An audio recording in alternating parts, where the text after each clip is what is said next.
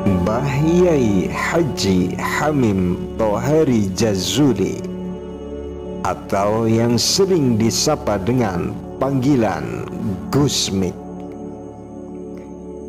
Beliau lahir di lingkungan keluarga yang agamis. Ayah dari Gus Mik adalah Mbah Yai Ahmad Jazuli Usman, merupakan pengasuh pondok pesantren Al-Falah Ploso, Kediri. Meski lahir di lingkungan pesantren, Gus Mik diketahui lebih sering menghabiskan hidupnya untuk mengamalkan ilmu dan berdakwah di luar area pesantren, terutama di tempat-tempat yang tidak biasa. Gus Mik dikenal sebagai tokoh ulama yang dapat merangkul siapa saja. Gus Mik juga dikenal dengan sebutan Kiai Kelana, di mana beliau selalu berpindah-pindah tempat saat berdakwah. Gus Mik merupakan ulama yang cukup terkenal dengan metode dakwahnya yang unik, di mana Gus Mik tidak hanya dakwahnya di masjid-masjid ataupun pesantren. Gus Mik juga memiliki sebutan Kiai Kelana karena kebiasaannya berdakwah di banyak tempat. Metode dakwah Gus Mik ini membuat dirinya jadi jarang bertemu keluarga.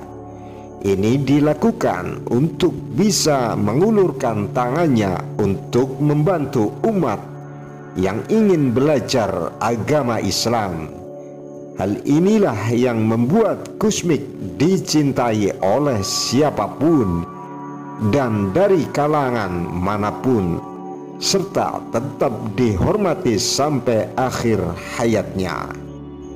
Gus Mik tidak hanya dihormati karena menjadi sosok yang terbuka, namun juga karena dikenal dengan kisah karomahnya. Masa kecil Gus Mik. Gus Mik lahir pada tanggal 17 Agustus tahun 1940 Masehi dengan nama lengkap yakni Hamim Thohari Jazuli. Gus Mik merupakan putra dari Mbah Yai Haji Jazuli Usman, yaitu seorang ulama sufi dan ahli torekot, pendiri pondok pesantren Al-Falah Mojo, Kediri, dengan Nyai Rodhiah. Gus Mik merupakan putra ketiga dari 6 bersaudara. Sejak kecil, Gus Mik telah dikenal dengan suaranya yang merdu dan fasih saat membaca Al-Quran. Gus Mik juga merupakan seorang hafiz atau penghafal Al-Quran. Gus Mik percaya bahwa Al-Quran adalah tempat mengadukan segala permasalahan hidupnya yang tidak bisa dimengerti orang lain. Dengan mendengarkan dan membaca Al-Quran, Gus Mik merasakan ketenangan dan tampak dirinya berdialog dengan Tuhan, walaupun membentuk semaan Al-Quran dan jamaah Zikrul Ghafilin. Saat usianya menginjak umur 9 tahun, Gus Mik telah mengenal ulama-ulama besar. Beberapa ulama tersebut yang sering dikunjungi Gus Mik adalah Mbah Yai Mubashir Mudhir, pengasuh pesantren Ma'unah Sari, Kediri; Mbah Yai Ali Mas'ud atau Gus Ud Pagerwojo, Sidoarjo; dan Mbah Yai Hamid Pasuruan. ketika berkunjung ke rumah Gus Ud di Sidoarjo. Untuk pertama kalinya Gus Mik bertemu dengan Mbah Yai Ahmad Siddiq yang pada saat itu menjadi sekretaris pribadi Mbah Yai Wahid Hasim. Perjalanan menuntut ilmu Gus Mik. Saat usia Gus Mik menginjak umur 13 tahun, Gus Mik melanjutkan pendidikannya di Pondok Pesantren Lirboyo Kediri. Setelah Mbah Yai Mahrus Ali datang menjemputnya di pelosok untuk berkeinginan belajar di Pondok Pesantren asuhan Mbah Yai Mahrus Ali tersebut. Namun pendidikannya di Pondok Pesantren Lirboyo hanya bertahan selama 16 hari dan kemudian Gus Mik kembali pulang ke pelosok. Kepulangan Gus Mik yang mendadak ke Pondok Pesantren pelosok membuat orang tuanya khawatir karena dia tidak mau untuk melanjutkan belajarnya di pesantren Lirboyo. Namun Gus Mik mampu menunjukkan bahwa selama belajarnya di Pondok Pesantren Lirboyo, beliau belajar dengan sungguh-sungguh. Beliau membuktikannya dengan menjadi pengganti untuk semua jadwal pengajian yang biasa oleh ayahnya di Pondok Pesantren pelosok. Gus Mik kemudian membuktikannya dengan mengajarkan berbagai kitab untuk para santri, yakni kitab tahrir atau kitab fikih tingkat dasar, Fathul Mu'in kitab fikih tingkat menengah, Jam'ul Jawami' atau kitab usulil fikih, Fathul Qorib atau kitab fikih tingkat menengah, Sahih Bukhari atau kitab hadis, Sahih Muslim atau kitab hadis, dan Tafsir Jalalain atau kitab tafsir Al-Quran, Iqna atau kitab fikih penjabaran dari kitab Fathul Qorib, Soban atau kitab tata bahasa Arab, dan Al-Ihya Ulumuddin atau kitab tasawuf. Setelah beliau menunjukkan kemampuannya, beberapa bulan kemudian Gus Mik memutuskan untuk belajar lagi di pesantren Lirboyo. Di pesantren tersebut dia cukup rajin dalam mengikuti pengajian.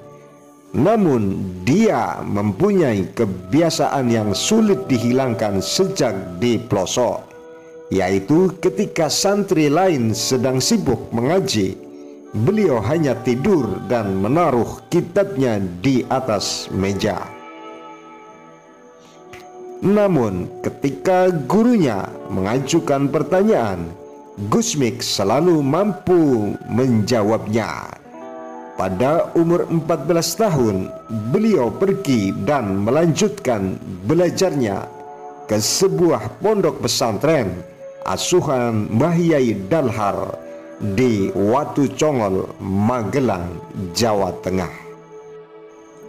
Akhir perjalanan Gus Mik. Gus Mik juga dikenal karena mendirikan semaan Al-Quran Dzikrul Ghafilin.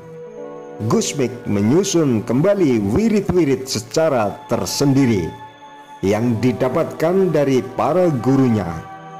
Pada awalnya Gus Mik mendirikan Jamaah Mujahadah Lailiyah tahun 1962 Masehi sampai tahun 1971 Masehi.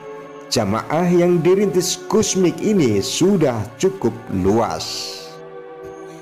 Kemudian Jamaah Mujahadah Lailiyah yang dibangunnya berkembang menjadi Dzikrul Ghafilin pada tahun 1971 hingga 1973. Susunan wirid-wirid Dzikrul Ghafilin diusahakan untuk diselesaikan dicetak, terutama setelah jangkauan dakwah Gusmik telah menjangkau ke Kabupaten Jember.